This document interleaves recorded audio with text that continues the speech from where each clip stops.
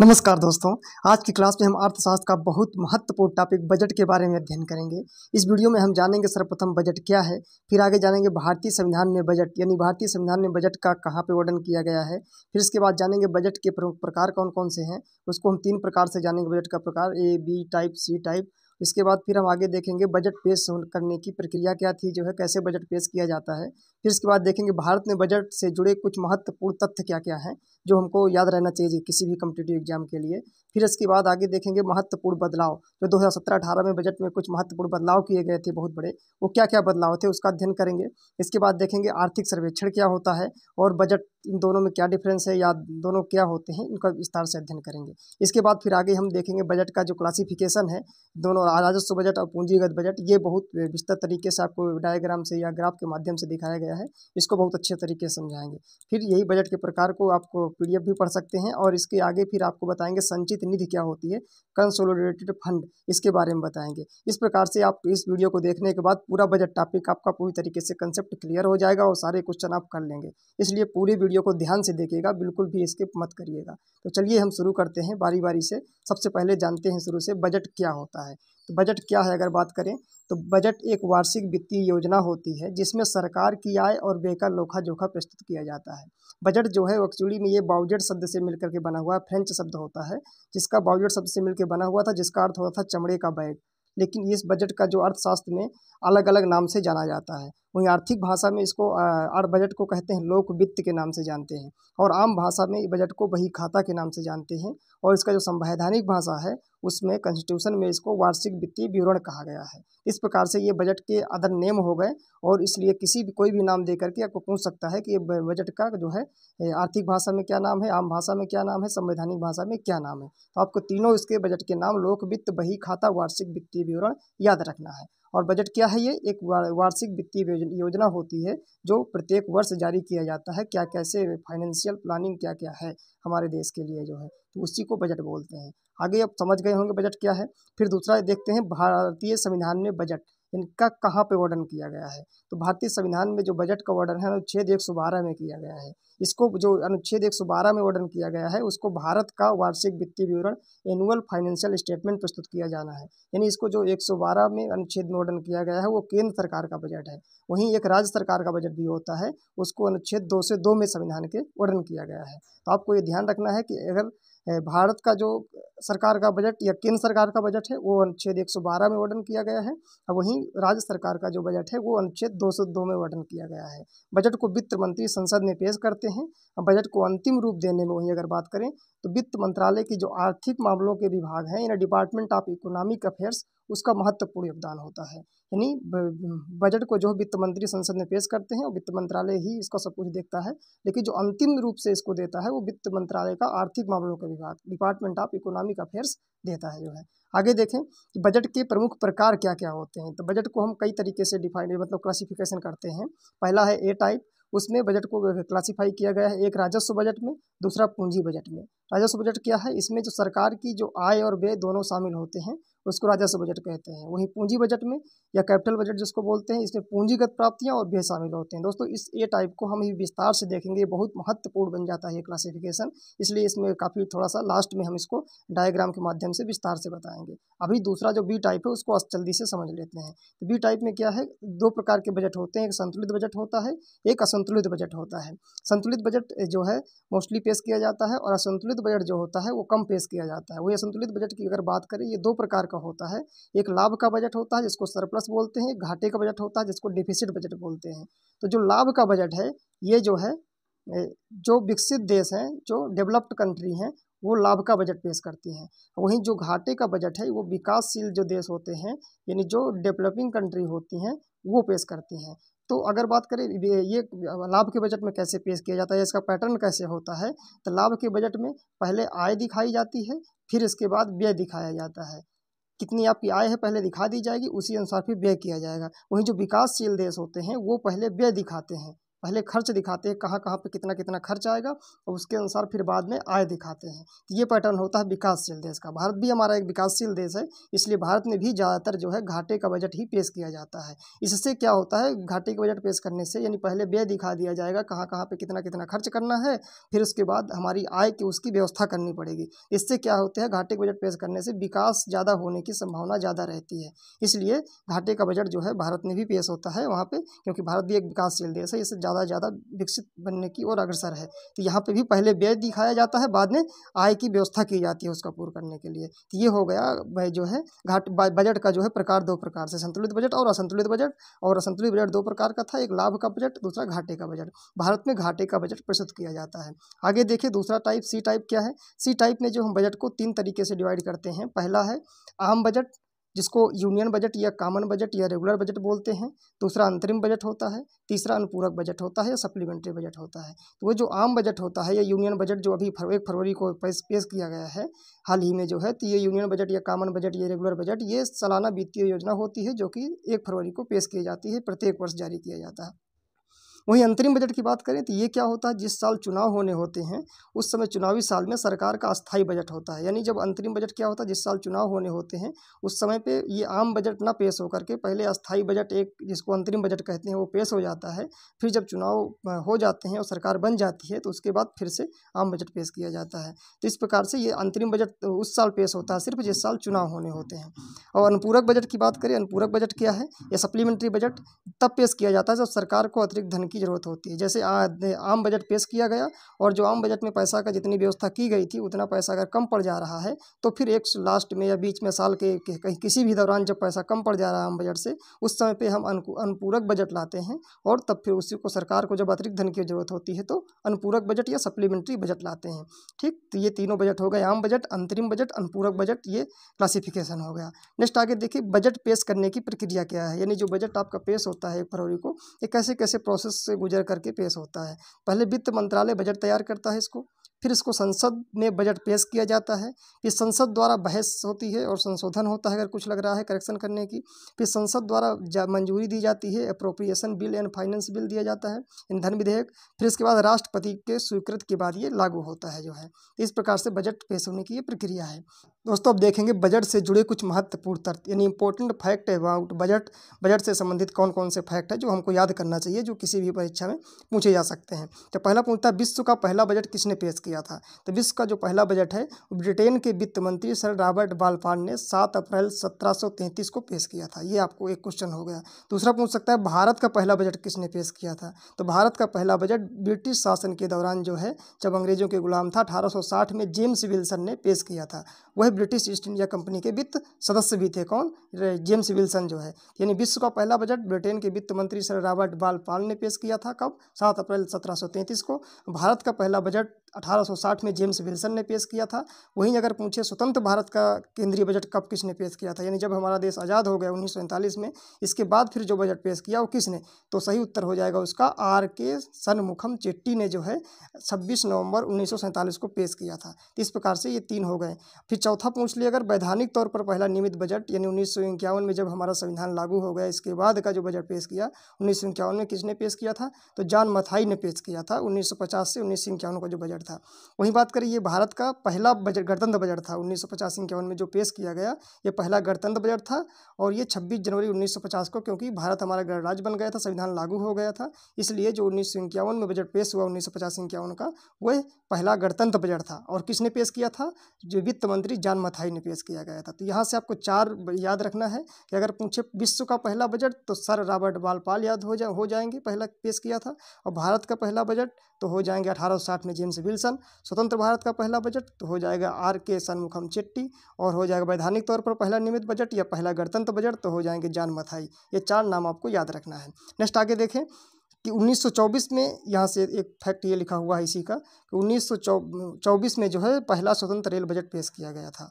यानी जो 1924 के पहले क्या होते थे कि जो रेल बजट था और आम बजट थे जिन जो फरवरी में पेश किया जाता है वो दोनों साथ ही पेश किए जाते थे। लेकिन 1924 में जो है जो रेल बजट को अलग पेश किया गया और आम बजट को अलग पेश किया गया। इसीलिए 1924 में पूछा जाता है 1924 से स्वतंत्र रेल बजट बना था। जो दोस्तों हम देखते हैं कि जो महत्वपूर्ण बदलाव क्या हुए जो बजट में 2017-18 का जो बजट प्रक्रिया थी उसमें कुछ महत्वपूर्ण बदलाव किए गए। उसमें कौन था, जो विवेक एक समिति गठित की गई थी उसके अध्यक्ष थे विवेक देवराय। इन विवेक देवराय की अध्यक्षता में गठित समिति ने जो है अनुशंसित किए थे, बताया था कि ये जो है बजट में बदलाव करना चाहिए और वो बदलाव हुए भी थे। तो कौन कौन से बदलाव थे वही हमको 3 पॉइंट है, 3 बदलाव हुए थे महत्वपूर्ण, उनको याद रखना है। पहला बदलाव था 2017 से जो है रेल बजट और आम बजट को एक साथ कर दिया। 1924 कि जो पहले था वो रेल बजट और आम बजट एक साथ था।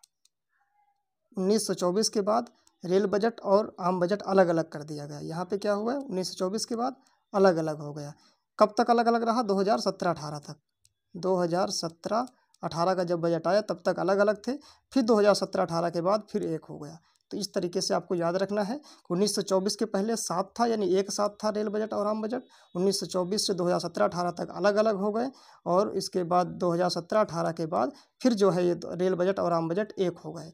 तो ये आपको याद रखना है। तो जो 2017-18 में बजट में परिवर्तन किया गया वही किया गया कि रेल बजट और आम बजट को एक कर दिया गया। फिर बजट फरवरी के अंतिम कार्य दिवस की जगह पहले कार्य दिवस में पेश करने का निर्णय कर लिया गया। यानी 2017 के पहले जो है क्या होता था कि जो बजट है वो 29 फरवरी को यानी फरवरी के लास्ट कार्य दिवस में अंतिम महीने में पेश किया जाता था। लेकिन 2017 के बाद से जो है अब फरवरी के पहले सप्ताह में या 1 फरवरी को जो है पेश होने लगा है। अभी जैसे 2025 का भी 1 फरवरी को वित्त मंत्री श्रीमती निर्मला सीतारमण ने जो है पेश किया था जो है। तो इस प्रकार से आपका ये जो है बजट फरवरी के अंतिम कार्य दिवस की जगह पहले कार्य दिवस में पेश करने का निर्णय लिया गया। और जो तीसरा बदलाव था वो योजनागत और गैर योजनागत व्यय के बीच अंतर को समाप्त कर दिया गया। इन योजनागत क्या थे, जो हमको पहले पता था कहाँ कहाँ पे कितना पैसा खर्च होना है वो, और जो गैर योजनागत जिनको हमें मालूम नहीं है कहाँ कहाँ पे कितना खर्च होना है, जो फिक्स नहीं रहता था, उन दोनों के बीच जो है जो गैप था उसको समाप्त कर दिया गया। यानी दोनों में पैसा लगभग बराबर रखा गया दोनों के लिए बजट में। तो ये 3 बदलाव थे। आपको ये तीनों बदलाव से भी क्वेश्चन बन जाते हैं, इसलिए याद रखना है। और एक जो बजट का महत्वपूर्ण फैक्ट है ये कि 2021 से जो बजट है वो पेपरलेस के रूप में पेश किया जाने लगा। ठीक है, नेक्स्ट आगे देखें आर्थिक सर्वेक्षण क्या है और बजट क्या है। तो जो आर्थिक सर्वेक्षण इकोनॉमिक सर्वे है ये बजट जिस दिन पेश होना होता है उसके एक दिन पहले पेश किया जाता है और ये अर्थव्यवस्था की स्थिति का आकलन करता है। और जो आर्थिक सर्वेक्षण या बजट बनता है वो 3 सालों को लेकर के बनता है। एक जो है बनता है जो चालू वित्तीय वर्ष, और एक पिछला वित्तीय वर्ष, और एक अगला वित्तीय वर्ष। 3 वित्तीय वर्ष को मिला करके वह आगे नेक्स्ट देखें कि बजट का ये क्लासिफिकेशन आपको देखना है। जो हमने बताया था कि एक पहला क्लासिफिकेशन उसको लास्ट में बताएंगे, वहीं पे आप देख रहे हैं कि बजट का जो क्लासिफिकेशन था 2 तरीके से क्लासीफाई करते हैं। एक राजस्व बजट जिसको रेवेन्यू बजट बोलते हैं, दूसरा पूंजीगत बजट जिसको कैपिटल बजट बोलते हैं। तो जो राजस्व बजट होता है इसको फिर 2 तरीके से कह सकते हैं। एक आय प्राप्तियाँ यानी आय जहाँ से आ रही है या कोई प्राप्ति हो रहा है, रेसिप्ट हो रहा है, और दूसरा व्यय या खर्च जहाँ पे यही जो राजस्व बजट है वो जहाँ पे खर्च हो रहा है। तो ये जो राजस्व बजट होता है ये वन वे होता है, यानी एक बार यहाँ पे आ गया, एक जैसे इधर से आय से इधर से आ रही है ना, तो यहाँ से क्या हो रहा है, आ रहा है, सिर्फ पैसा इधर से आ रहा है। तो वहीं ये इधर से इधर को जाएगा नहीं, ये इधर से पैसा इधर को नहीं जाएगा, सिर्फ आय आ रही है ना तो यहाँ से आएगा। वहीं इधर अगर व्यय की बात करें तो इधर से सिर्फ पैसा खर्च हो रहा है, यानी इधर से व्यय खर्च हो रहा है तो सिर्फ इधर को जाएगा। तो ये हो गया राजस्व बजट का हो गया। तो आय प्राप्तियाँ में अगर बात करें क्या होता है, इधर से हम समझे कि आय प्राप्तियाँ में हमको आय जो राजस्व बजट के लिए जो आय मिलती है वो कहाँ कहाँ से मिलती है। तो एक तो मिलती है टैक्स रेवेन्यू से, करगत आय से, जहाँ से जो विभिन्न प्रकार के टैक्स लगाए जाते हैं गवर्नमेंट के द्वारा, तो वहाँ से हमको आय की प्राप्ति होती है और राजस्व इकट्ठा होता है। और दूसरा हमको नॉन टैक्स रेवेन्यू से भी प्राप्त होती है। जैसे नॉन टैक्स रेवेन्यू में जैसे इंटरेस्ट रेसिप्ट मिलते हैं, कहीं फीस लगा दी जाती है, कोई पेनाल्टी लगा दी जाती है किसी चीज़ की, या स्टाम्प ड्यूटी होती है स्टाम्प पेपर में जो है, तो उनमें इनसे तरीके से जो पैसा हमको मिलता है या सरकार को मिलता है पैसा, जो है हमारे द्वारा सरकार को पैसा जाता है, वो गैर कर आय बोलते हैं या नॉन टैक्स रेवेन्यू बोलते हैं। वहीं टैक्स रेवेन्यू में कहाँ कहाँ से पैसा जाता है इसको अगर देखें तो टैक्स 2 प्रकार के होते हैं, एक प्रत्यक्ष कर होता है, एक अप्रत्यक्ष कर होता है। प्रत्यक्ष कर क्या होता है, प्रत्यक्ष कर वो होता है जिसके ऊपर आप कर लगाएंगे उसी को देना पड़ेगा। वो दूसरे को ट्रांसफ़र नहीं कर सकता, यानी नॉट ट्रांसफरेबल होता है, तो इसको प्रत्यक्ष कर बोलते हैं। इसके एग्जांपल देखें तो आय कर जैसे हो गया, इनकम टैक्स हो गया, ये उपहार कर हो गया, गिफ्ट टैक्स या जो है कारपोरेट टैक्स हो गया, ये संपत्ति कर हो गया, ये सारे के सारे कर क्या होते हैं, प्रत्यक्ष कर होते हैं। क्योंकि आप ही बताइए, अगर आपके पास पैसा ज़्यादा है तो आपको इनकम टैक्स भरना पड़ेगा, दूसरे को आप अगर कहेंगे तो दूसरा नहीं भर सकता। इसलिए ये क्या है, प्रत्यक्ष कर है, यानी जिसके ऊपर लग रहा है उसी को भरना पड़ेगा, दूसरा नहीं भर सकता। या कोई आपको उपहार मिला तो आपको ही उसका टैक्स भरना पड़ेगा, ठीक है। तो ये हो गए प्रत्यक्ष कर, जो स्वयं को ही भरना पड़े। आपको ये कंसेप्ट याद रखना है, जो स्वयं को अगर भरना पड़े, जिस दूसरे को ट्रांसफ़र नहीं कर सकते हैं, वो प्रत्यक्ष कर होते हैं, डायरेक्ट टैक्स बोलते हैं।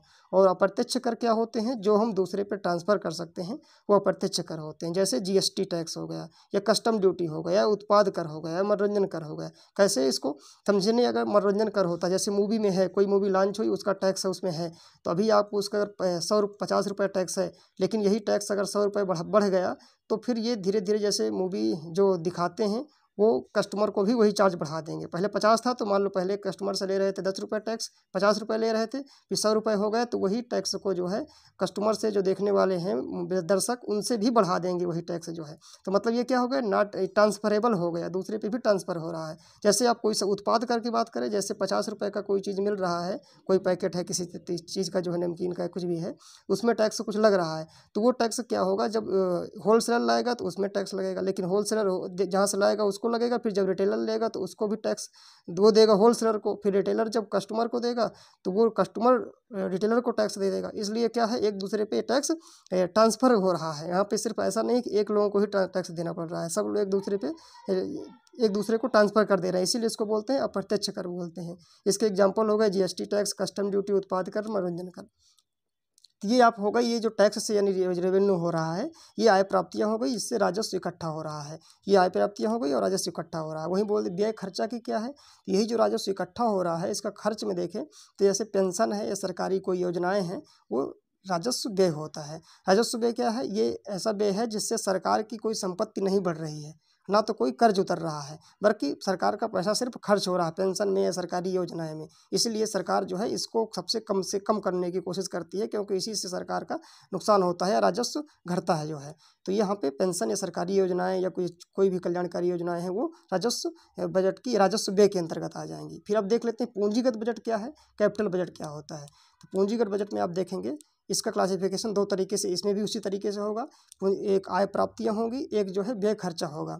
जो आय प्राप्तियाँ होंगी वो दो तरीके से होंगी पूंजीगत बजट में। एक ऋण होगा, मतलब ऋण के द्वारा जो होते हैं इंटरेस्ट मिलती है, या डिसइन्वेस्टमेंट के द्वारा, या म्यूचुअल वो भविष्य निधि जो होती है प्रोविडेंट फंड, उसके द्वारा जो प्राप्तियाँ होंगी या प्राप्त होगा या आय बढ़ेगी, तो पूंजीगत बजट होगा। और जो व्यय खर्चा होगा, जैसे सड़कें ही बन रही हैं, पुल बन रहा है, बिजली संयंत्र, ये सब निर्माण जो हो रहा है, ये पूंजीगत व्यय के अंतर्गत आएगा। तो इससे पूंजीगत व्यय क्या है, इससे सरकार की संपत्ति बढ़ रही है और या तो कर्ज उतरे, वो पूंजीगत व्यय होता है। क्योंकि सड़कें जब बन रही हैं, पुल, बिजली या स्कूल का निर्माण हो रहा है, या कोई अच्छा उपकरण खरीद रहे हैं, तो सरकार की संपत्ति बढ़ रही है कहीं ना कहीं, ठीक। तो ये हो जाए जो जिससे सरकार की संपत्ति बढ़े, वो व्यय होता है, यानी पूंजीगत व्यय होता है। और जैसे सरकार का ना संपत्ति बढ़े और ना तो कर्ज उतरे, और लेकिन व्यय हो, तो उसको राजस्व व्यय बोलते हैं। तो ये दोनों में अंतर, इन्हीं की थोड़ा सा चार जो डिफिनीशन है यहाँ पे थोड़ा देख लेंगे तो और अच्छे से आपको क्लियर हो जाएगा। पहला देखा था कुल आय क्या होती है, दो चीज़ बताया था, बजट दो प्रकार के होते हैं, एक राजस्व आय, एक पूंजीगत आय, पूंजीगत बजट, ये दोनों देखे होंगे, राजस्व बजट और पूंजीगत बजट।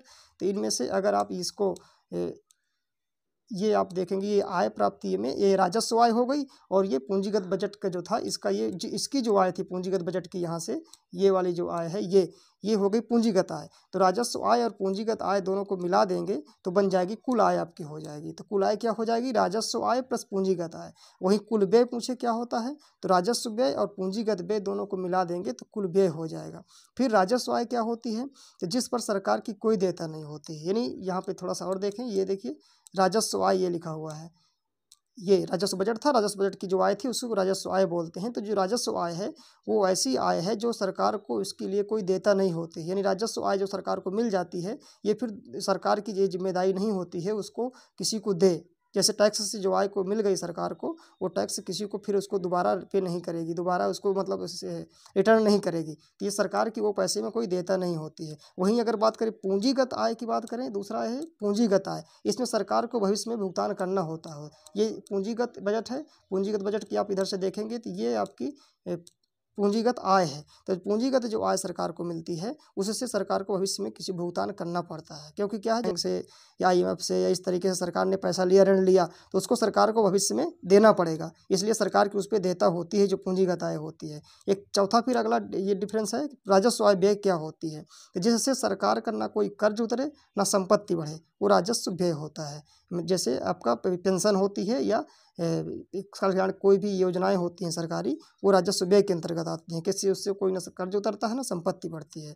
पूंजीगत व्यय क्या है, जिससे व्यय से संपत्ति बढ़ जाए या कर्ज उतरे, वो पूंजीगत व्यय है। जिससे संपत्ति बढ़ जाए, मानिए जो कोई रक्षा उपकरण खरीदे या कोई बिल्डिंग बनाए या रेलवे बनाए, इस तरीके से जो बनती हैं रक्षा उपकरण, पुल, बिजली संयंत्र, ये सब क्या हो गए, पूंजीगत व्यय हो गए। ये आपको चारों की सभी की डिफिनीशन समझ में रखना है, क्योंकि किसी के भी सिर्फ इतना डिफिनीशन दे देगा प्रश्न में, और चार जो ऑप्शन रहेंगे वो ये दे देंगे, राजस्व आय, पूंजीगत आय, राजस्व व्यय, पूंजीगत व्यय कौन सा है। जैसे प्रश्न दे दिया MCQ में कि सरकार को भविष्य में भुगतान करना होता है किस आय, पूंजीगत आय कि राजस्व आय कि पूंजीगत व्यय कि राजस्व। पूछ सकता है कि सड़कें या पुल बनवाने में किस प्रकार का व्यय है, पूंजीगत व्यय कि राजस्व व्यय कि पूंजीगत आय कि राजस्व आय। तो आपको सारा ध्यान रखना है, अगर पूरा कंसेप्ट याद रखेंगे कि कोई भी क्वेश्चन बनेगा तो आप कर लेंगे। तो ये सारे ये क्या जितने टर्म लिखे हुए हैं क्या है, और ये पूरा क्लासिफिकेशन जितना भी आपको बताया है इसको सही से याद रखना है। फिर आगे अगर देखें, यही जो बजट का प्रकार आपको बताया है, यही जितना भी बोला है, ये सब पूरा लिखित रूप में PDF के रूप में ये उपलब्ध है, ये लिखा हुआ है। इसको आप पढ़ लीजिएगा, PDF हमारे टेलीग्राम चैनल में मिलेगी, आप वहाँ से डाउनलोड करके पूरा विस्तार से पढ़ सकते हैं। इसके बाद आगे हम देखें, ये क्या है, घाटा, बजट घाटा क्या होता है। तो यहाँ से आपको फिर से पढ़ा रहे हैं बजट घाटा क्या होता है। तो देखिए, बजट डिफिसिट या बजट घाटा क्या होता है। तो ये जब किसी सरकार को खर्च जितना कह रही है, व्यय कर रही है, उसके आय से ज़्यादा अधिक हो जाए, यानी आप जो है कमा रहे हैं 10 रुपये और खर्च कर रहे हैं 20 रुपये, तो घाटा तो लगेगा ही। वहीं किसी सरकार का जो खर्च है उसकी आय से ज़्यादा हो जाए तो क्या हो जाएगा, घाटा होने लगेगा, उसी को बोलते हैं बजट घाटा बोलते हैं। ये बजट घाटा कई प्रकार के होते हैं, जो कि मुख्यतः 4 प्रकार के होते हैं, उनका हम अध्ययन करेंगे। 4 कौन कौन से होते हैं। पहला होता है बजटीय घाटा, दूसरा होता है राजस्व घाटा या रेवेन्यू डिफिसिट, तीसरा होता है राजकोषीय घाटा या फिजिकल डिफिसिट, और चौथा होता है प्राथमिक घाटा या प्राइमरी डिफिसिट। इनको हमें एक एक को समझना है। इसको जो फार्मूले लिखे हुए हैं, सिर्फ अगर इतना याद कर लेते हैं तो पूरी डिफिनीशन ये बता दे रहा है, सिर्फ फार्मूला ही। जैसे बजटीय घाटा क्या है, कुल व्यय में कुल आय को घटा देंगे तो बजटीय घाटा मिलेगा या बजट डिफिसिट मिलेगा। कुल व्यय हमारा कितना खर्च हो रहा था, कुल व्यय में क्या क्या आ गया, एक राजस्व व्यय आ गया प्लस पूंजीगत व्यय, ये दोनों हो गए कुल व्यय। और कुल आय में क्या हो गया, राजस्व आय प्लस पूंजीगत आय, यानी कुल व्यय जितना हो रहा है उसमें कुल आय को घटा दोगे तो जो घाटा लग रहा है वो निकल के आ जाएगा, उससे बजटीय घाटा बोलेंगे। वही राजस्व घाटा क्या है, राजस्व में होने वाला व्यय राजस्व में होने वाली आय को अगर घटा दोगे, या राजस्व में होने वाला व्यय जब राजस्व में होने वाली आय से ज़्यादा हो जाएगा तो जो घाटा होगा उसको राजस्व घाटा कहेंगे। जैसे आप बताया था हमने, राजस्व आय, जैसे राजस्व व्यय हो गया 100 रुपये का और राजस्व आय हो रही है 50 रुपये की, तो इसमें डिफरेंस निकालेंगे तो 50 रुपये का आपका राजस्व घाटा हो जाएगा। वहीं अगर आगे देखिए, राजकोषीय घाटा क्या होता है या फिजिकल डिफिसिट क्या होता है, इसे सरकार का घाटा कहते हैं। क्योंकि इसमें क्या होता है, राजकोषीय घाटा में जितना भी कुल व्यय हो रहा था उसमें से आपको कुल आय घटाना है, सिर्फ विदेशी ऋण को छोड़ करके। इसमें एक ही बढ़ जाता है, उधारी रहित प्राप्तियां या विदेशी ऋण, एक या बजट घाटा कह सकते हैं। कुल व्यय में कुल आय घटा रहे थे, तो इसमें सिर्फ एक चीज़ और शब्द जुड़ जाएगा, कुल व्यय में कुल आय को तो यहाँ भी घटा रहे हैं, पर इसमें उधारी रहित प्राप्तियां जो थी उसको छोड़ करके, ठीक, या विदेशी ऋण को छोड़ करके जो घटाएंगे कुल व्यय में कुल आय को, तो उसको बोलेंगे राजकोषीय घाटा बोलेंगे। नेक्स्ट आगे देखें, प्राथमिक घाटा क्या होता है। तो प्राथमिक घाटा को जो अभी राजकोषीय घाटा बताया, उसमें सिर्फ इंटरेस्ट पेमेंट को, जो ब्याज होती है उसका भी भुगतान कर दीजिए, यानी ब्याज भुगतान को या इंटरेस्ट जितना पे कर रहे हैं उसको घटा दीजिए, तो वो जो बचेगा फिर प्राथमिक घाटा बचेगा। यानी प्राथमिक घाटा का महत्व अगर बात करें तो यह बताता है कि सरकार को उसके पुराने ऋणों पर ब्याज चुकाने के अलावा कितनी उधारी लेनी पड़ी उसको जो है, तो ये प्राथमिक घाटा बताता है। तो इस प्रकार के सारे बजट के घाटा हैं, इनसे भी क्वेश्चन बहुत हर परीक्षा में बनते ही बनते हैं लगभग। फिर आगे अब देखें, संचित निधि क्या होता है। एक टर्म जिसको अंग्रेजी में बोलते हैं कंसोलिडेटेड फंड बोलते हैं। ये संचित निधि का मतलब ये होता है बजट में जो जितना भी हमारा पैसा है वो यही संचित निधि में ही इकट्ठा रहता है। ये संविधान द्वारा स्थापित एक प्रमुख सरकारी निधि है, जिससे सभी सरकारी राजस्व का व्यय और लेखा जोखा यहीं पे रखा जाता है, और यहीं से संचित निधि जो है से ही पैसा निकाला जाता है, चाहे केंद्र सरकार का बजट हो चाहे राज्य सरकार का बजट हो। अगर बात करें संचित निधि का संविधान में क्या कहाँ पे प्रावधान है, तो संचित निधि अनुच्छेद 266 में संविधान में इसका वर्णन है, जिसके तहत भारत सरकार और राज्य सरकारों के लिए अलग अलग संचित निधियों का प्रावधान किया गया है और वहाँ से कोई केंद्र सरकार या राज्य सरकार जितना भी पैसा उनको चाहिए बजट से वो निकाल लेंगे। या यानी सीधे सीधे आप ये कह सकते हैं संचित निधि को ये सरकार की एक तरह से तिजोरी है जहाँ पे पैसा इकट्ठा रहता है। ठीक, फिर इसकी अगर ये बात करें कहाँ कहाँ से ये संचित निधि में पैसा आता है, तो अभी आपको बताया था हमने, एक राजस्व प्राप्तियों से आएगा, जैसे टैक्स वैक्स लगा रहे हैं, टैक्स है या आयकर है, जीएसटी है, कस्टम ड्यूटी है, या नॉन टैक्स वाले भी हैं, लाभांश, पेनाल्टी, फीस, ये सब सारी चीज़ों से यहाँ पे पैसा इकट्ठा होगा, या तो फिर ऋण से पैसा। तो इस प्रकार से ये संचित निधि में पैसा इकट्ठा रहेगा।